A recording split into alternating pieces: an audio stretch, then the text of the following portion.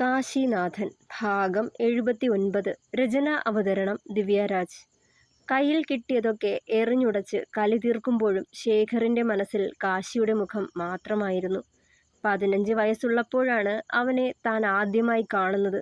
തൻ്റെ പെങ്ങളുടെ ജീവിതം ഇല്ലാതാക്കിയ ക്ഷീണജന്മം നൽകിയവനോട് ആ പ്രായത്തിൽ പോലും ദേഷ്യം തോന്നിയിരുന്നു. തൻ്റെ മുന്നിൽ അവൻ പഠിക്കുന്നതും വളരുന്നതും സാവിത്രിയെ വേദനിപ്പിച്ചുകൊണ്ടേയിരുന്നു. അവളോടുള്ള വാശിക്കെന്ന പോലെയാ കാശിയെ ചന്ദ്രൻ ആ ഫ്ലാറ്റിലേക്ക് കൊണ്ടുവന്നത്. ചന്ദ്രനെ പ്രാണനെ പോലെയാ സാവിത്രി പ്രണയിച്ചത്. എത്രയോ വലിയ വലിയ കുടുംബങ്ങളിൽ നിന്ന് നല്ല നല്ല വിവാഹാലോചനകൾ വന്നതാണ്. പക്ഷേ ചന്ദ്രുവിനെ മതിയെന്ന അവളുടെ വാശി. അതിനു മേലെയായിരുന്നു ഇഷ്ടമല്ലെങ്കിൽ കൂടി അവരുടെ വിവാഹം. അവളുടെയും ചന്ദ്രുവിൻ്റെയും സന്തോഷം നിറഞ്ഞ ജീവിതം കണ്ടപ്പോൾ അവനോടുള്ള അമർഷമൊക്കെ മാറി മതിപ്പ് തോന്നി തുടങ്ങി. ആനന്ദ കൂടി ജനിച്ചപ്പോൾ അവരുടെ ജീവിതം സ്വർഗം പോലെയായി. പക്ഷേ ആ സന്തോഷം നിറഞ്ഞ ജീവിതം അധികനാൾ നീണ്ടുപോയില്ല. ചന്ദ്രുവിന് ഓഫീസിലെ സ്റ്റാഫ് കൂടിയായ ക്ഷീണയുമായി ബന്ധമുണ്ടെന്നറിഞ്ഞപ്പോൾ ആദ്യമൊക്കെ വിശ്വസിക്കാൻ കഴിഞ്ഞില്ല. സാവിത്രിയെപ്പോലൊരു ഭാര്യയെ ഉപേക്ഷിച്ച് അന്യ സ്ത്രീയെ തേടിപ്പോവാൻ അയാൾക്ക് കഴിയില്ല എന്ന് തന്നെ വിശ്വസിക്കാൻ ശ്രമിച്ചു. അതുകൊണ്ട് തന്നെ ഈ വാർത്ത സാവിത്രി അറിയാതെ തന്നെ ഇതിലെ സത്യാവസ്ഥ അറിയാൻ ഇറങ്ങി പുറപ്പെട്ടു. സത്യങ്ങളൊക്കെ താൻ കണ്ടെത്തുന്നതിനു മുന്നേ അവൾ തിരിച്ചറിയുകയായിരുന്നു. ആർത്തലച്ച് കരഞ്ഞുകൊണ്ട് കുഞ്ഞിനെയും എടുത്ത് വീട്ടിലേക്ക് വരുമ്പോൾ ചേർത്ത് പിടിച്ച് കൂടെ നിന്നു. നിന്നെ ചതിച്ചവനെ മറന്നേക്ക്. ഇനി അവനോടൊപ്പം അഭിമാനം പണയം വെച്ചൊരു ജീവിതം വേണ്ടെന്ന് പറഞ്ഞിട്ടും അവൾക്കതിന് കഴിയാതെ പോയി. ചന്ദ്രുവിനെ പിരിയാനാവില്ലെന്ന് പോലും. എന്നിട്ടോ ഒക്കെ സംസാരിച്ച് ഒത്തുതീർപ്പാക്കിയെങ്കിലും ഭാര്യ ഭർത്താക്കന്മാരായി അഭിനയിച്ചതല്ലാതെ ജീവിച്ചില്ല രണ്ടുപേരും. മറ്റൊരു സ്ത്രീക്കൊപ്പം കിടക്ക പങ്കിട്ടവനൊപ്പം പിന്നൊരു ജീവിതത്തിന് അവളും മുതിർന്നില്ല. പിന്നെയുള്ള അവളുടെ ജീവിതം വെറും ഒരു കഴിച്ചുകൂട്ടലായിരുന്നു ആനന്ദിനു വേണ്ടി. വർഷങ്ങൾക്ക് ശേഷം കാശിനാഥനെ കൂടി ഫ്ലാറ്റിലേക്ക് കൊണ്ടുവരുമ്പോൾ അവളുടെ മനസമാധാനം വീണ്ടും നശിപ്പിക്കുകയായിരുന്നു ചന്ദ്രൻ ചെയ്തത്. അവളുടെ മുന്നിൽ വച്ച് കാശിയെ അയാൾ സ്നേഹിക്കുമ്പോൾ ചേർത്ത് പിടിക്കുമ്പോഴും അവൾക്ക് അവനോട് പകയായിരുന്നു. തൻ്റെ ജീവിതം ഇല്ലായ്മ ചെയ്ത സ്ത്രീ ജന്മം കൊടുത്തതിലുള്ള അമർഷം. ചന്ദ്രന് മുന്നിൽ നല്ലൊരു അമ്മയായി മാറിക്കൊണ്ട് കാശിയെ അവൾ സ്നേഹം കൊണ്ട് പൊതിഞ്ഞു. പക്ഷേ അയാളില്ലാത്തപ്പോൾ ദ്രോഹിക്കാനാവുന്നതിൻ്റെ പരമാവധി ദ്രോഹിക്കുകയും ചെയ്തു. ചന്ദ്രനോടുള്ള പകയുടെ പുറത്താണ് സഞ്ജയും കൂട്ടരും അവനോട് ചെയ്തതൊക്കെ കണ്ടില്ലെന്ന് നടിച്ചത്. മകനൊരു ഡ്രഗ് അഡിക്റ്റ് ആണെന്നും ഹോമോസെക്ഷൽ ആണെന്നും അറിയുമ്പോൾ നാണക്കേട് ഭയന്ന് ചന്ദ്രൻ അവനെ തിരികെ തറവാട്ടിലേക്ക് തന്നെ കൊണ്ടുചെന്നാക്കുമെന്ന് കരുതി. അങ്ങനെയാണെങ്കിലും ആ മാരണം സാവിത്രിയുടെ ജീവിതത്തിൽ നിന്നും ഒഴിഞ്ഞു പോകുന്നെങ്കിൽ പോവട്ടെ എന്ന് ചിന്തിച്ചു. അതോടൊപ്പം എൻ്റെ മകനും കൂട്ടുകാരും ചെയ്ത തെറ്റ് പുറത്തു വരാതിരിക്കാനായി മൗനം അവലംബിച്ചു. അവൻ ചെയ്ത തെറ്റിന് ശകാരിച്ചു. പക്ഷേ അതിന് ശിക്ഷ ഏതും കൊടുത്തില്ല. ഓർത്തുപോയയാൾ. പക്ഷേ ഇന്ന് ആ സിയാൻ്റെ മരണവും കുത്തിപ്പൊക്കി വന്നിരിക്കുക അവൻ. എന്നോ മണ്ണിനടിയിൽ കുഴിച്ചു മൂടപ്പെട്ടതാ ഒക്കെ. പക്ഷേ വീണ്ടും കുത്തിപ്പൊക്കിയാൽ എൻ്റെ മകൻ്റേതടക്കം അവൻ്റെ 5 സുഹൃത്തുക്കളുടെയും അടിവേരിളകും. അത് തടഞ്ഞേ പറ്റൂ. ഒരിക്കലും കേസുമായി അവൻ മുന്നോട്ട് പോവാൻ പാടില്ല. എന്തെങ്കിലും ചെയ്തേ പറ്റൂ. ഭ്രാന്തെടുത്ത പോലെ തലമുടി കൊരുത്തു വലിച്ചയാൾ. സന്ധ്യയ്ക്ക് ദീപം വച്ച് തൊഴുതു നിൽക്കുന്നവളുടെ സുന്ദര രൂപം മൊബൈൽ ഫോണിൽ പകർത്തി കാശിനാഥൻ. തുളസിത്തറയിൽ കൊണ്ടുപോയി ദീപം തെളിച്ച് തിരിച്ചു വരവേ വാതിൽപ്പടിയിൽ ചാരി നിന്നവനെ കുറുമ്പോടെയൊന്ന് നോക്കി വൈശു. ദീപം കൊണ്ടുചെന്ന് പൂജാമറിയുടെ ഒരു ഭാഗത്ത് വെച്ച് തിരിയുമ്പോൾ ആളവിടെ ഇല്ല. എവിടെ പോയെന്ന ചിന്തയോടെ ചുറ്റും നോക്കിയ ശേഷം അടുക്കളയിലേക്ക് നടന്നു. ബസുമതി ചേച്ചി രാത്രിയിൽ ഉണ്ടാവില്ല എന്ന് പറഞ്ഞിരുന്നു. പയറിട്ട കഞ്ഞിയും വെച്ച് ചുട്ടരച്ച ചമ്മന്തിയും ഉണ്ടാക്കി. പപ്പടം കാച്ചണം. ഭരണിയിൽ കണ്ണിമാങ്ങ അച്ചാറിരിപ്പുണ്ട്. കണ്ണേട്ടന് അതൊക്കെ തന്നെയാ പ്രിയവും. ചെറുചിരിയോടെ ഓർത്തുകൊണ്ട് അടുക്കളയിലേക്ക് ചെല്ലുമ്പോൾ കാണുന്നത് മൺകലത്തിൽ വെള്ളം വെച്ച് തിളപ്പിക്കുന്നവനെയാണ്.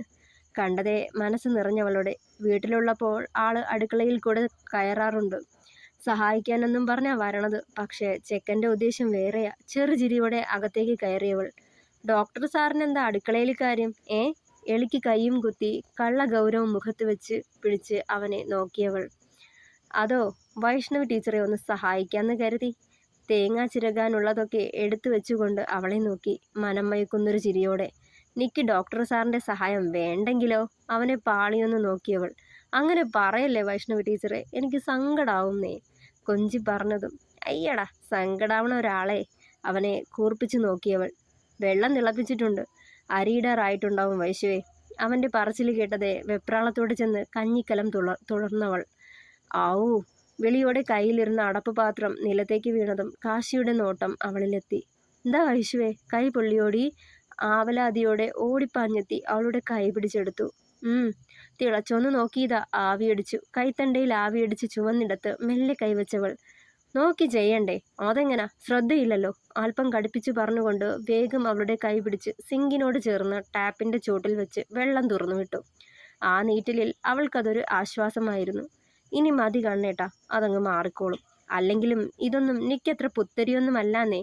അവന്റെ ആദിയൊടുങ്ങാത്ത മുഖത്തേക്ക് നോക്കിയവൾ. എന്നാലേ നിക്കിതൊക്കെ വലിയ കാര്യ. അവളുടെ കൈ പിടിച്ചെടുത്ത് വീണ്ടും നോക്കി. ദേ ചുവന്നിരിക്കുക. നാളെ ആവുമ്പോൾ പൊള്ളി കയറും. പിന്നെ അത് മാറുന്നത് വരെ നിനക്ക് തന്നെയാവും നീറണേ. മുറിവിൽ ഊതി ഊതി ഓരോന്നും പറഞ്ഞവൻ ആ മുഖത്തേക്ക് തന്നെ ഉറ്റുനോക്കി വൈശു ഏറെ പ്രണയത്തോടെ. ആ നേരം വിവാഹ ദിവസത്തെ കാര്യങ്ങളാണ് പെട്ടെന്ന് അവളുടെ ഓർമ്മയിലേക്ക് എത്തിയത്. തൻ്റെ ദേഹം നോവിച്ചതും കഴുത്തിൽ പിടിച്ചതും നാവിൽ വന്നതൊക്കെ വിളിച്ചു കൂവിയതും ഒക്കെ. ആ ദിവസങ്ങളിലൊക്കെ തന്നെ ഒത്തിരി വിഷമിപ്പിച്ച ആ ആളാ ഈ സ്നേഹം കൊണ്ട് ശ്വാസം മുട്ടിക്കണതെന്ന ചിന്തയിൽ അവളൊന്ന് ചിരിച്ചു. മതി എൻ്റെ ഡോക്ടറെ, എനിക്ക് വേദനയൊന്നുമില്ല കേട്ടോ. അവൻ്റെ മുഖം പിടിച്ചുയർത്തി ആ കഴുത്തിലൂടെ കൈയിട്ട് അതേ നിൽപ്പ് തുടർന്നുകൊണ്ട് ആ നെറുകിൽ ചുണ്ടമർത്തിയവൾ. അവളെ തന്നോടടുപ്പിച്ച് വിയർപ്പ് പൊടിഞ്ഞ ആ കഴുത്തിലായി മുഖമമർത്തിയവൻ കണ്ണു കൂമ്പി അടച്ചു പിടിച്ചു വൈശു. സാരിക്കിടയിലൂടെ അരയിലമർന്ന വിരലുകൾ അവളിൽ ഒഴുകി നടന്നു. അയ്യോ കണ്ണേട്ടാ, അരി ഇട്ടിട്ടില്ല. ഓർത്തെടുത്തുകൊണ്ട് മുന്നോട്ട് ഓടാൻ പോയവളുടെ കൈത്തണ്ടയിൽ പിടിച്ചു വലിച്ച് തൻ്റെ നെഞ്ചിലേക്കിട്ടവൻ. രാത്രി നല്ല മഴയ്ക്കുള്ള കോള് കിടക്ക. അരയിൽ മുറുകിയ കൈകൾക്കൊപ്പം അവൻ്റെ ശബ്ദവും നേർത്തു. അവൻ്റെ നേർത്ത ശബ്ദം മുഖത്ത് തട്ടി ചിതറുമ്പോൾ അവളുടെ ഹൃദയമിടിപ്പും ഉയർന്നു. അതിന്? കൂർത്തൊരു നോട്ടത്തോടെ ചോദിച്ചതും. അതിനോ? പാചൻ കഴിഞ്ഞിനി ആരാന്നുള്ള സെന്ധിയുടെ ചോദ്യത്തിന് നമുക്കൊരു മറുപടി കൊടുക്കണ്ടേ? പറഞ്ഞുകൊണ്ട് അവളുടെ മുഖത്തേക്ക് മുഖമടുപ്പിച്ചു മെല്ലയാ അധരം കടിച്ചു നുണഞ്ഞെടുത്തവൻ. ഈ ത്രിസന്ധ്യ നേരത്താ ചെക്കൻ്റെ ഒരു ശൃംഗാരം. മാറി നിന്നേ. അവനെ തള്ളി മാറ്റുമ്പോൾ നേരത്തേതിലും ബലത്തിൽ മുറുകി പുണർന്നവൻ. ശൃംഗരിക്കാനെങ്ങനെ നേരവും കാലമൊന്നും ഇല്ലെൻ്റെ വൈഷ്ണവി ടീച്ചറെ. കാതിലായി മെല്ലെ അവൻ്റെ ദന്തം അമരുമ്പോൾ ഒന്ന് കുറുകിപ്പോയവൾ. കണ്ണേട്ടാ, അച്ചമ്മ കാണൂട്ടോ. ചുണ്ടു കുറിപ്പിച്ചതും. അച്ചമ്മ കിടക്കാടി. കുറുമ്പോടെ പറയുന്നതിനൊപ്പം അവളെ ഉയർത്തി സ്ലാബിലിരുത്തി. എത്ര അരിയായി ഇടേണ്ട ടീച്ചറെ? തിരിഞ്ഞ് അരി വെച്ചിരുന്ന മൺകല്ലത്തിനരികിലേക്ക് നടന്നവൻ.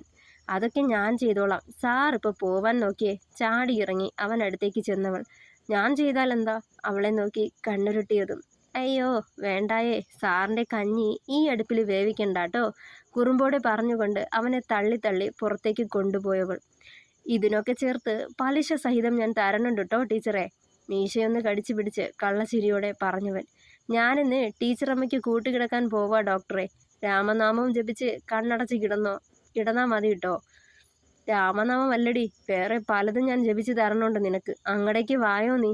കാത്തിരുന്ന ഒന്ന് അടുത്ത് കിട്ടണേ. അപ്പോഴേക്കും എന്താ അവളുടെ ഡിമാൻഡ്? കനത്തിൽ അവളെ ഒന്ന് നോക്കിയിട്ട് തിരിഞ്ഞു നടക്കുമ്പോൾ പൊട്ടിയ ചിരി കടിച്ചമർത്തുകയായിരുന്നു വൈശു. വാട്സാപ്പിൽ സെന്തിലിൻ്റെ വക പതിവ് ഗുഡ് നൈറ്റ് കണ്ടിട്ടാണ് ഗൗരി ചാറ്റ് ഓപ്പൺ ചെയ്തത്. ആളപ്പോഴും ഓൺലൈനാണ്. എന്നും മുടങ്ങാതെ തനിക്കൊരു ഗുഡ് മോർണിംഗും ഗുഡ് നൈറ്റും ആൾ അയക്കാറുണ്ട്. ഇടയ്ക്കിടെ ഒരു മിടിക്കുന്ന ഹൃദയവും. തിരിച്ച് റിപ്ലൈ ചെയ്യാറില്ല. പലപ്പോഴും തോന്നാറുണ്ട്, പക്ഷേ ചെയ്യില്ല. ഇപ്പോഴുള്ള ഈ അകലം പാലിച്ചു പോവുകയാണ്. ആളോട് തനിക്ക് യാതൊരു തരത്തിലെ ദേഷ്യമോ വെറുപ്പോ ഇല്ല. ഈ കാലത്തിനിടെ ആ സാമീപ്യവും സംസാരവും ആശ്വാസമായി തോന്നിയിട്ടുണ്ട്. അത് താൻ ഇഷ്ടപ്പെടുന്നുമുണ്ട്.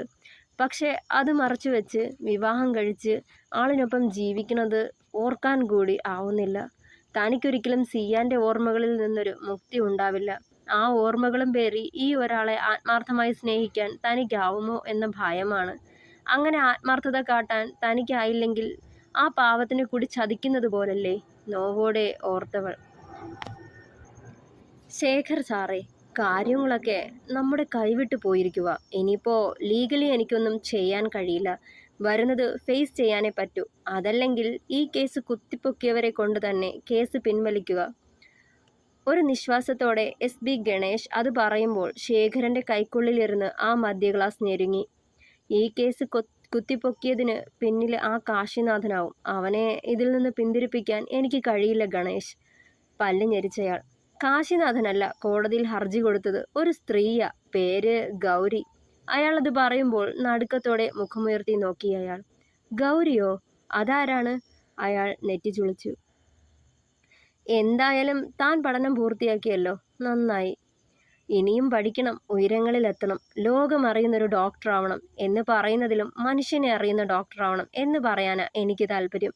കുറുപ്പ് ഡോക്ടർ പുഞ്ചിരിയോടെ കാശിയെ നോക്കി. അതിന് അതെ എന്ന് തലയാട്ടിയവൻ.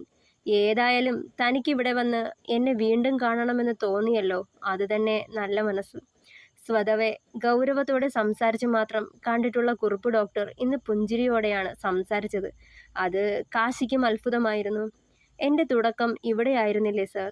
കുറച്ചു നാളായാലും സാറിനൊപ്പം വർക്ക് ചെയ്ത എക്സ്പീരിയൻസ് ആയിരുന്നു പഠനം തുടർന്നപ്പോഴും എനിക്ക് കോൺഫിഡൻസ് നൽകിയത്. ക്ലിനിക്കൽ പ്രാക്ടീസ് സെക്ഷനൊക്കെ യാതൊരു സങ്കേതവും ഇല്ലാതെ അറ്റൻഡ് ചെയ്യാനായതും അതുകൊണ്ട് തന്നെ. അന്നത്തെ എൻ്റെ അവസ്ഥയിൽ എന്നെപ്പോലൊരാൾക്ക് ഇവിടെ വർക്ക് ചെയ്യാനുള്ള അവസരം തന്നതിന് എനിക്ക് സാറിനോട് കടപ്പാടുണ്ട്, കൈകൂപ്പി പറഞ്ഞവൻ. ഏയ്, ഞാനും മനുഷ്യനല്ലേടോ. മനുഷ്യനെ മനസ്സിലാക്കാൻ കഴിയാതെ പോയിട്ട് പിന്നെ എന്ത് ജീവിത? നറുചിരിയോടെ പറഞ്ഞയാൾ. പിന്നെയും ഒരുപാട് നേരം ആ മനുഷ്യനൊപ്പം സംസാരിച്ചിരുന്നു കാശി. ഉച്ചയ്ക്ക് അദ്ദേഹത്തോടൊപ്പം വീട്ടിലേക്ക് പോയി. കുറുപ്പ് സാറിൻ്റെ മകന് വേണ്ടി വാങ്ങിയ ടോയ്സും സ്വീറ്റ്സും അവനെ ഏൽപ്പിച്ചു.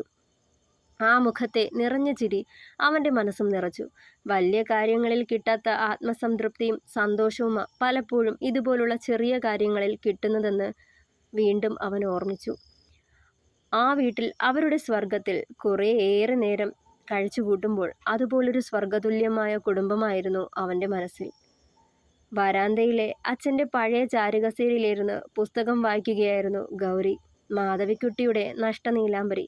കൗമാരത്തിൽ നഷ്ടപ്പെട്ട പ്രണയത്തെ തേടി മധുരയിലെത്തുന്ന ഡോക്ടർ സുഭദ്രയുടെ കഥ. വായിച്ചുകൊണ്ടിരിക്കെ പലപ്പോഴും ഒരിക്കലും കണ്ടെത്താനാവാത്ത വിധം തന്നിൽ നിന്ന് അകന്നുപോയ പ്രണയം അവളെ നോവിച്ചുകൊണ്ടിരുന്നു. അതേസമയം തൻ്റെ പ്രണയവും കാത്ത് വേഴാമ്പലിനെ പോലെ തപസ്സിരിക്കുന്ന ഒരുവൻ്റെ മുഖവും വേദനയായി. ഈ രണ്ട് വേദനകളിലും തീവ്രമായത് ഏതാണെന്ന് മനസ്സിലാക്കാനാവാതെ കുഴഞ്ഞുപോയ നിമിഷങ്ങൾ. പതിവില്ലാതെ മുറ്റത്തൊരു ബെൻസ് കാർ വന്ന് നിന്നതും കയ്യിലിരുന്ന പുസ്തകം മടക്കി വെച്ചവൾ അവിടേക്ക് നോക്കി. കാറിൻ്റെ കോ ഡ്രൈവിംഗ് സീറ്റിൽ നിന്നിറങ്ങി വന്ന മധ്യവയസ്കനും ദൃഢകായനുമായ ആ വ്യക്തിയെ മനസ്സിലായില്ലെങ്കിലും ഡ്രൈവിംഗ് സീറ്റിൽ നിന്നിറങ്ങി വന്നയാളെ അവൾ വേഗം തിരിച്ചറിഞ്ഞു. ശേഖർ സാർ.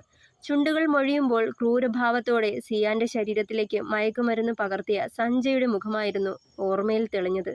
ഇരുന്നിടത്ത് നിന്ന് എഴുന്നേൽക്കുമ്പോൾ സിയാന്റെ ചേതനയേറ്റ മുഖം മാത്രമായിരുന്നു അവളുടെ മനസ്സിൽ. ചിരിച്ച മുഖത്തോടെ കയറി വരുന്ന അയാളോട് വെറുപ്പ് തോന്നി ഗൗരിക്ക്. പുത്രസ്നേഹത്തിന്റെ പേരിൽ മകന്റെ കൊള്ളരുതായ്മകൾക്കൊക്കെ കൂട്ടുനിൽക്കുന്ന തന്ത. മകൻ ചെയ്തു കൂട്ടിയ വൈകൃതങ്ങൾക്കൊക്കെ ഇരയായത് പല ജീവിതങ്ങളും. എല്ലാം ഉള്ളിൽ വച്ച് ഇയാൾക്ക് ചിരിക്കാനാകുന്നതെങ്ങനെ? പുച്ഛത്തോടെ ഓർത്തവൾ. അനുവാദം കൂടി ചോദിക്കാതെ രണ്ടാളും വരാന്തയുടെ തിണ്ണയിൽ കയറിയിരുന്നു. ഗൗരി അപ്പോഴും രണ്ടാളെയും നോക്കി നിൽപ്പാണ്. ഗൗരിക്ക് എന്നെ മനസ്സിലായോ? ശേഖരന്റെ കൂടെ വന്നയാൾ തിരക്കി. ഇല്ലെന്ന് തലയാട്ടുമ്പോൾ അയാളും ഒന്ന് ചിരിച്ചു. ഞാൻ SP ഗണേഷ്. SP എൻ്റെ ഇനിഷ്യലല്ല, റാങ്കാണ്. അത് പറയുമ്പോൾ ഗൗരിയുടെ മുഖത്തൊരു ഞെട്ടൽ കടന്നുകൂടിയിരുന്നു. ഗൗരി ഇവിടെ ഒറ്റയ്ക്കാണോ താമസം? ചുറ്റും കണ്ണോടിച്ചുകൊണ്ട് ശേഖർ തിരക്കി. ഇല്ല, അമ്മയ്ക്കൊപ്പം, പതിഞ്ഞ ശബ്ദത്തോടെ പറഞ്ഞു. അമ്മ? ചോദ്യഭാവത്തിൽ അവളെ നോക്കി. ഓഫീസിൽ പോയിരിക്കുന്നു. പ്രായപൂർത്തിയായ മകളെ വീട്ടിൽ തനിച്ചാക്കി പുറത്തു പോകുന്നത് അത്ര സേഫ് അല്ല, അതും ഈ കാലത്ത്. അത് കുട്ടിയുടെ അമ്മ ഓർക്കണമായിരുന്നു. SP അർത്ഥം വെച്ച പോലെ പറഞ്ഞതും. എന്നെ സൂക്ഷിക്കാൻ എനിക്കറിയാമെന്ന് എൻ്റെ അമ്മയ്ക്ക് നല്ല ബോധ്യമുണ്ട്. വീറോടെ അത് പറയുമ്പോൾ പകയായിരുന്നു ശേഖരനോട് അവൾക്ക്. ഞങ്ങൾ വന്നതെന്തിനെന്ന് മനസ്സിലായോ കുട്ടിക്ക്? ഗണേഷ് ആയിരുന്നു ചോദിച്ചത്. ഇല്ല, അറിയാമെങ്കിലും അങ്ങനെ പറഞ്ഞവൾ. സിയാന്റെ മരണം ആക്സിഡന്റ് അല്ല, അതൊരു കൊലപാതകമാണെന്ന് സംശയമുന്നയിച്ച് കൊച്ചു കോടതിയിൽ ഹർജി സമർപ്പിച്ചെന്ന് കേട്ടു. ഗണേഷ് അതൊക്കെ പറയുമ്പോൾ പുച്ഛം കൊണ്ട് ചുണ്ടുകൂട്ടിയവൾ. അത്രയേ സാർ അറിഞ്ഞുള്ളോ? ആ കേസ് പുനരന്വേഷിക്കാൻ കോടതി അനുവദിച്ചുകൊണ്ടുള്ള വിധിയും വന്നു, ആത്മധൈര്യത്തോടെ പറഞ്ഞവൾ. അറിഞ്ഞതുകൊണ്ടാണല്ലോ ഞങ്ങൾ ഇവിടെ വന്ന് നിൽക്കുന്നത്. ശേഖർ മുരണ്ടു. ഒരു ഗൗരിയാണ് ഈ കേസ് വീണ്ടും കുത്തിപ്പൊക്കിയതെന്ന് പറഞ്ഞപ്പോൾ നിന്റെ മുഖം എൻ്റെ ഓർമ്മകളിൽ പോലും വന്നില്ല എന്നതാ സത്യം. സഞ്ജയോട് ഇക്കാര്യം പറഞ്ഞപ്പോഴാ നിന്റെ കാര്യം അവൻ പറഞ്ഞത്. കോളേജിലെ പഴയ റെക്കോർഡ് തപ്പിപ്പെറുക്കി നിന്റെ അഡ്രസ്സ് കണ്ടുപിടിക്കാൻ ഇത്രയും നാളെടുക്കേണ്ടി വന്നു. സാരമില്ല, ഏതായാലും അവസാനം കണ്ടെത്തി. ശേഖർ പകയോടെ പറയുമ്പോൾ അവളുടെ മുഖത്ത് പുച്ഛം മാത്രമായിരുന്നു. എന്തിനാ കുട്ടി വെറുതെ ഓരോ ഏടാകൂടങ്ങൾ ഒപ്പിക്കുന്നത്? ഇത്രനാളും ഭ്രാന്തെടുത്ത് അലഞ്ഞതല്ലേ? ഇപ്പോ ജീവിതത്തിലേക്ക് വന്നേയുള്ളൂ, ഇനിയും ഭ്രാന്തി ആവണോ? ആരുമില്ലാത്തവളായി തെരുവിലൂടെ അലയണോ? SP-യുടെ വാക്കുകൾ കേട്ട് ഞെട്ടലോടെ മുഖമുയർത്തി നോക്കിയവൾ. സിയാൻ എന്ന അധ്യായം എന്നേ അടഞ്ഞു. ചത്ത് മണ്ണടിഞ്ഞവൻ. അവിടം തോണ്ടിയാൽ മുടിയോ നഖമോ പോലും കിട്ടില്ല. എന്നിട്ട് വീണ്ടും അവന് വേണ്ടി കേസ് പറയാൻ വന്നിരിക്കുന്നു. ശേഖർ മുരണ്ടു. അമിതമായി ഡ്രഗ് ഉപയോഗിച്ച് അതിന്റെ പുറത്താണ് കോളേജ് കെട്ടിടത്തിന് മുകളിൽ നിന്ന് സിയാൻ വീണ് മരിച്ചതെന്നാണ് കേസ്. അതിനിയും വിസ്തരിച്ചാലും വിധി മാറിയില്ല. വെറുതെ നിന്റെ സമയം കളയണ്ട. ഗണേഷ് താടി ഒഴിഞ്ഞു. സിയാൻ മരിച്ചതല്ല, കൊന്നതാ. അവനെ നിങ്ങളുടെ മകനും അയാളുടെ കൂട്ടുകാരും ചേർന്ന് കൊന്നതാ. ശേഖറിന് നേരെ ഗർജിച്ചവൾ. എന്തിനാ കൊച്ചേ ഏതോ ഒരുത്തിനു വേണ്ടി നിന്റെ സന്തോഷങ്ങളും കുടുംബവും ഇല്ലാതാക്കുന്നു? ശേഖർ പല്ലഞ്ഞിരിച്ചു. നിങ്ങൾക്ക് സിയാൻ ഏതോ ഒരുത്തനാവും, പക്ഷേ എനിക്കങ്ങനല്ല. എൻ്റെ പ്രാണനായിരുന്നതാ, പ്രണയമായിരുന്നു. എൻ്റെ മുന്നിൽ വെച്ച ആ 5 പേരും കൂടി എൻ്റെ കുഞ്ഞുഞ്ഞിനെ കൊന്നു കളഞ്ഞത്. നിങ്ങളുടെ മകനും കൂട്ടുകാരും ചേർന്ന് നശിപ്പിച്ച എത്രയോ ജീവിതങ്ങളുണ്ട്. ഒക്കത്തിനും കണക്ക് പറയിക്കും. ഏത് കോടതിക്ക് മുന്നിലും ഞാൻ കണ്ടത് തുറന്നു പറയും. അസാധാരണ ധൈര്യത്തോടെ അവൾ ഓരോന്നും പറയുമ്പോൾ വാക്കുകളിൽ തീയായിരുന്നു. ആയുസറാതെ ചാവണോ കൊച്ചേ? ഗണേഷ് ഭീഷണിയുടെ സ്വരത്തിൽ അവളെ നോക്കി. മരിക്കാനും എനിക്ക് മടിയില്ല. ഞാൻ ജീവനോടെയുണ്ടെങ്കിൽ സത്യങ്ങളെല്ലാം പുറം ലോകം അറിയും, അവൾ കലിയടങ്ങാതെ പറഞ്ഞു. നീ വെറുമൊരു സാധാരണക്കാരി. ഞങ്ങളോ നിയമം കൂടി വിലക്കെടുക്കാൻ കഴിവുള്ളവരാ. ഒരു ഭ്രാന്തിയുടെ വാക്കുകൾക്ക് കോടതി എത്രമാത്രം വില കൽപ്പിക്കുമെന്ന് നോക്കാം. ശേഖർ അവളുടെ ആത്മവിശ്വാസം തകർക്കാനായി പറഞ്ഞു നോക്കി. ഞാൻ ചെയ്യേണ്ടത് ഞാൻ ചെയ്യും. കഴിവിൻ്റെ പരമാവധി. നിയമത്തിൽ വിശ്വാസമുണ്ട്. ആ 5 പേരുടെയും യഥാർത്ഥ മുഖംമൂടി നിയമത്തിന് മുന്നിൽ കൊണ്ടുവരും ഞാൻ. മറ്റുള്ളതൊക്കെ വിധിക്ക് വിടുവാണ്. നിറഞ്ഞ കണ്ണുകൾ തുടച്ചവൾ. കൂടുതൽ അഹങ്കരിക്കരുതേ പെണ്ണേ. ഇതിനൊക്കെ നീ കരയേണ്ടി വരും, ജീവിതകാലം അത്രയും. അമ്മയ്ക്ക് നീ ഒറ്റൊരുത്തിയല്ലേ ഉള്ളൂ. വയസ്സുകാലത്ത് വെറുതെ ആ തള്ളയെ കരയിപ്പിക്കണോ? ശേഖർ മുരണ്ടു. ഇത്ര നാളും ഞാൻ അനുഭവിച്ച വേദനകൾക്കപ്പുറം ഇനി ഒരു വേദന എനിക്ക് വരാനില്ല. ഭയപ്പെടുത്താൻ നോക്കണ്ട. എന്നാ ശരി, ഞങ്ങൾ പറയാനുള്ളത് പറഞ്ഞു. ഇനി കൊണ്ടറിഞ്ഞു. ഗണേഷ് എഴുന്നേറ്റ് പുറത്തേക്ക് നടന്നു. ശേഖർ അവളെ രൂക്ഷമായി ഒന്ന് നോക്കിക്കൊണ്ട് പടികൾ ഇറങ്ങിപ്പോയി. യാതൊരു ഭയവും തോന്നിയില്ല ഗൗരിക്ക്. സിയാന് നീതി കിട്ടണം. അവനെ ദ്രോഹിച്ചവരൊക്കെ നിയമത്തിനു മുന്നിൽ വരണം. ഇതൊക്കെ മാത്രമേ ചിന്തിച്ചുള്ളൂ. തുടരും. പ്രിയപ്പെട്ടവരെ, കഥ ഇഷ്ടമായാൽ അഭിപ്രായങ്ങൾ പറയണേ. ലൈക്ക് ചെയ്യുക, ഷെയർ ചെയ്യുക, കമൻറ്റ് ചെയ്യുക, സപ്പോർട്ട് ചെയ്യുക. താങ്ക്